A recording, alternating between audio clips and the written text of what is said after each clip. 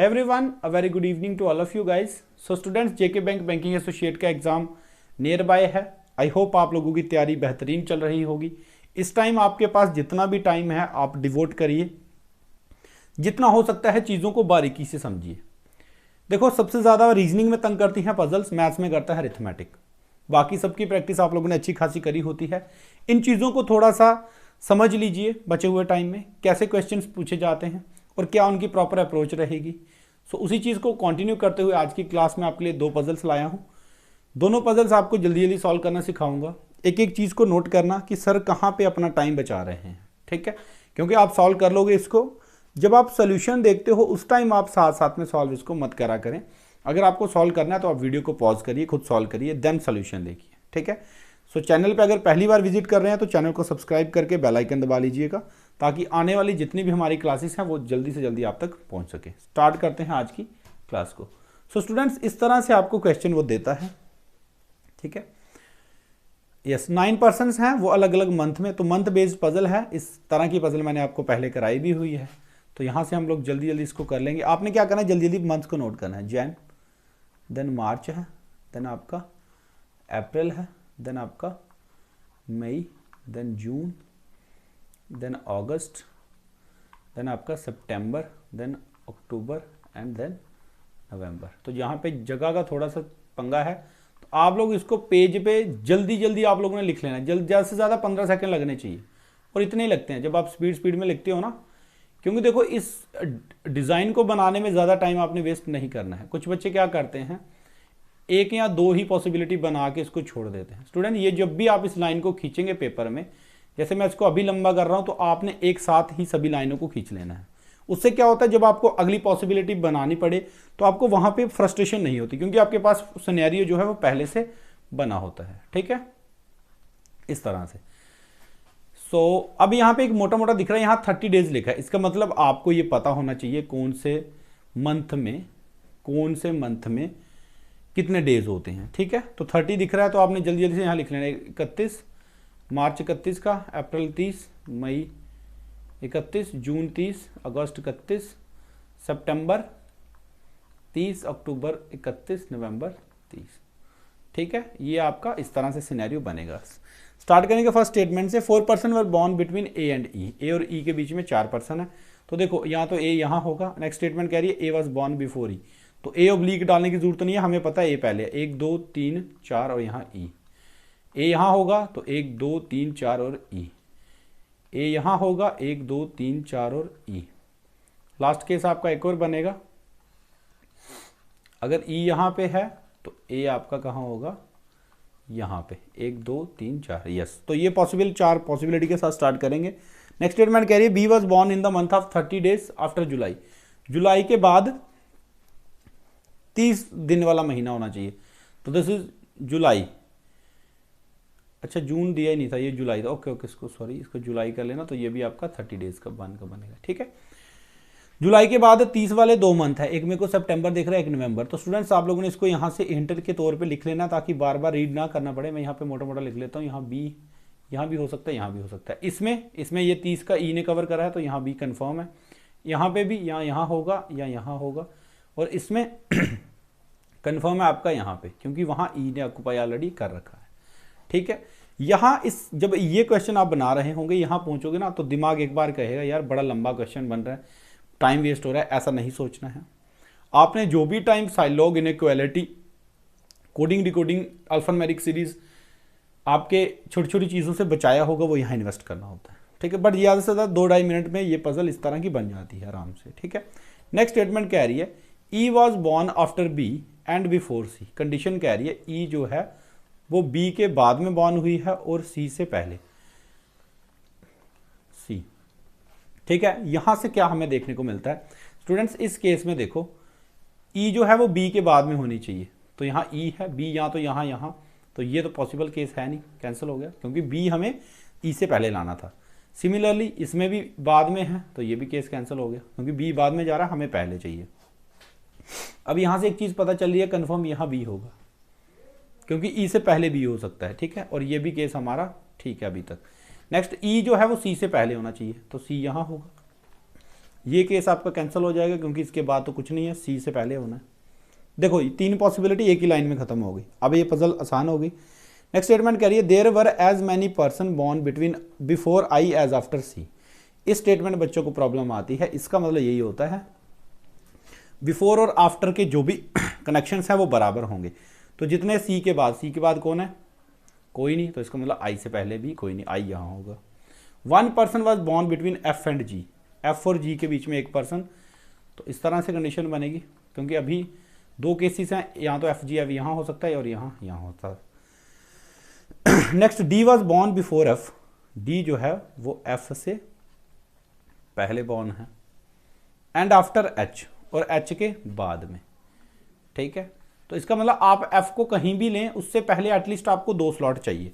तो इसका मतलब एफ यहाँ तो नहीं आ सकता क्योंकि इसके पीछे 2 स्लॉट है नहीं, एफ यहाँ भी नहीं आ सकता क्योंकि 2 स्लॉट नहीं है पूरे खाली, ठीक है। उसमें आने क्या क्या चाहिए, एच और डी। इसका मतलब एफ आपका कहाँ हो सकता है, एफ आपका होगा यहाँ पे, तभी आपका एक के साथ इसका जी का कॉम्बिनेशन बनेगा। जी और एफ में एक पर्सन हो गया, एफ से पहले एच और डी फिट करने हैं, तो वो कह रहा है D was born before F, तो डी एफ से पहले और एच के बाद, तो एच कहाँ फिट होगा यहाँ। तो इस तरह से आपकी ये पजल जो है वो ज़्यादा से ज़्यादा 2 या 2.5 मिनट में आप आराम से इसको बना सकते हो। 30 सेकेंड लगते हैं इसके सारे क्वेश्चंस को पढ़ के रीड करके आंसर करने में। आई होप आपने इस चीज़ को समझा होगा कि सर ने किन चीज़ों पे फोकस किया। देखो जैसे आपको यहाँ पे 30 डेज क्वेश्चन मोटा मोटा दिख जाता है कि जरूरत पड़ेगी या नहीं, फटाफट जल्दी जल्दी लिख लेना आपने, ठीक है। सिनेरियो बनाना है, पॉसिबिलिटीज बनानी है, बार बार क्वेश्चन को रीड नहीं करना पड़ना है। ये आपने मेरे से आज सीख लिया। आपने देखा कि मैंने एक भी बार जो है वो पीछे जाके चीज़ों को नहीं पढ़ा, और जब आपका 1 आध 2 4 5 10 पजल्स आप प्रैक्टिस कर लेते हो तो चीज़ें आपके लिए आसान हो जाती हैं। आई होप आपको शॉर्ट ट्रिक इसकी समझ आई होगी कि कैसे पेपर में टाइम को बचाया जा सकता है। क्वेश्चंस मैं नहीं लाया हूं क्योंकि अब बचे हुए दिनों में मैं चाहता हूं जितना टाइम डिवोट कर सकूं आपको अप्रोचेस देने में उतनी दूं, ठीक है। सो नेक्स्ट चलते हैं। आपके लिए कंप्लीट प्रैक्टिस सेट लाया जाएगा। शाम के समय में टाइमिंग आपने बतानी है, क्या टाइमिंग पे आपको लाइव क्लास, जिसमें लाइव आपको क्वेश्चन स्क्रीन पे दिखेगा, आपको टाइम दिया जाएगा, आपने उसका आंसर कमेंट बॉक्स में बताना है, फिर मैं वो चीज़ आपको सॉल्व कराऊंगा और कोशिश करेंगे कुछ ना कुछ ऐसी चीज़ आपको सिखाएं यहाँ से आपका टाइम बच सके, शॉर्टकट जिसको आप लोग बोलते हो। तो टाइमिंग आपने बतानी है शाम के 8 बजे के बाद, कब कौन सी टाइमिंग, जो भी ज़्यादा प्रेफरेबल टाइमिंग होगी हम उस टाइम में क्लास को लाइव देखेंगे। उसके लिए करना क्या है, आपको डिस्क्रिप्शन बॉक्स में टेलीग्राम का लिंक मिल जाएगा, ठीक है। टेलीग्राम का लिंक मिल जाएगा, आपने टेलीग्राम चैनल को ज्वाइन कर लेना, वहाँ पे आपको नोटिफिकेशन मिल जाएगी क्लास की, क्लास होने से पहले, ठीक है। SSS ये आप अगर आप चैनल सर्च करोगे टेलीग्राम में तब भी मिल जाएगा, वीडियो के डिस्क्रिप्शन बॉक्स में भी आपको इसका लिंक मिल जाएगा। स्टार्ट करते हैं। So here is your next question. So students, इस तरह का क्वेश्चन काफ़ी ट्रेंडिंग है, बार बार ये क्वेश्चन पेपर में पूछा जाता है, जिसमें स्क्वायर या रेक्टेंगल करके आपको वो चीज़ें दे देता है।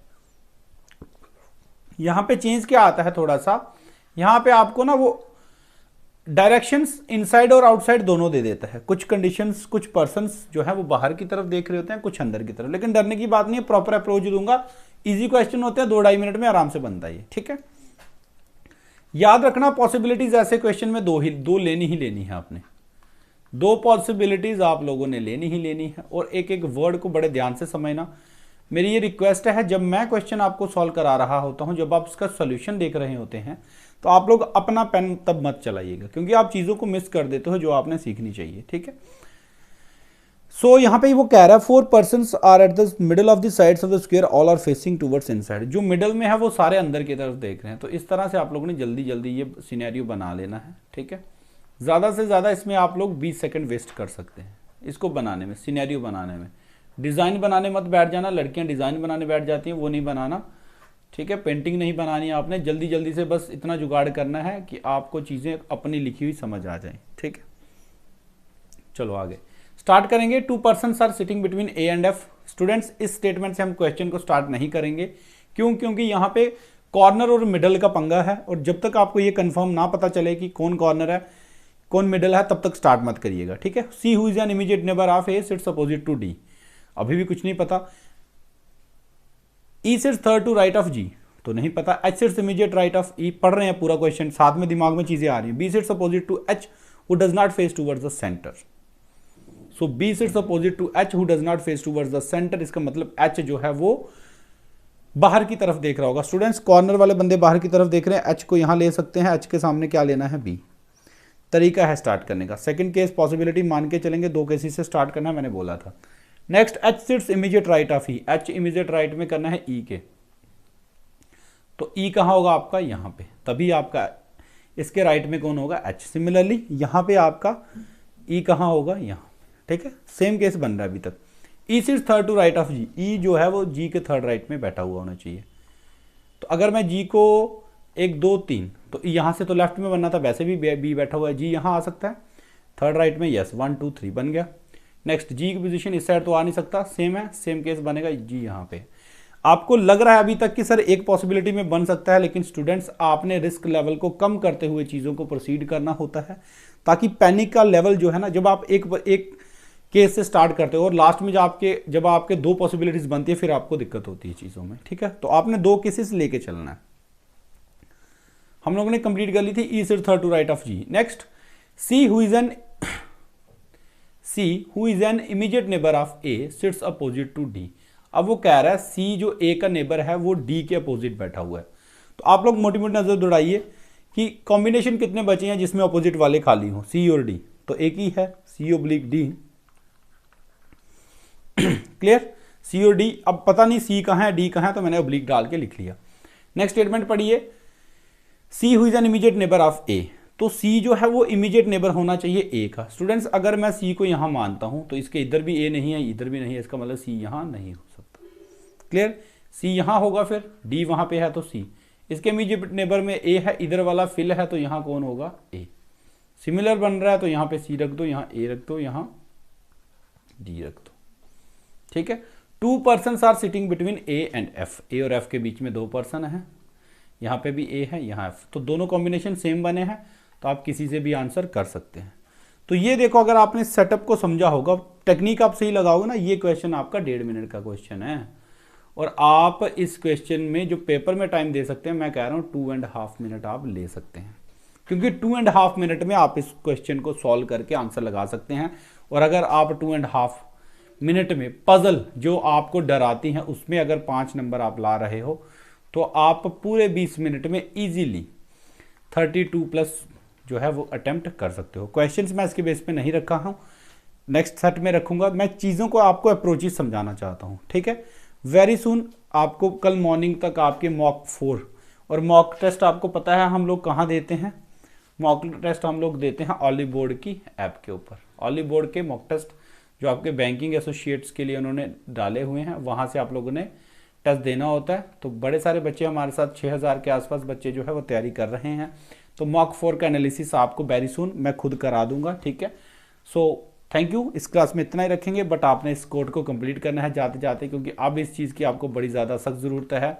और मोटिवेटेड रहिए, मेहनत करिए, मॉक टेस्ट लगाइए, ठीक है, कॉन्फिडेंस को बिल्ड करिए, टाइम मैनेज करना सीखिए, बस यही रहेगा। बाकी आपको डे बाय डे और भी क्लासेस मिलती रहेंगी। Thank you so much guys, God bless you all, keep working hard, bye bye, take care.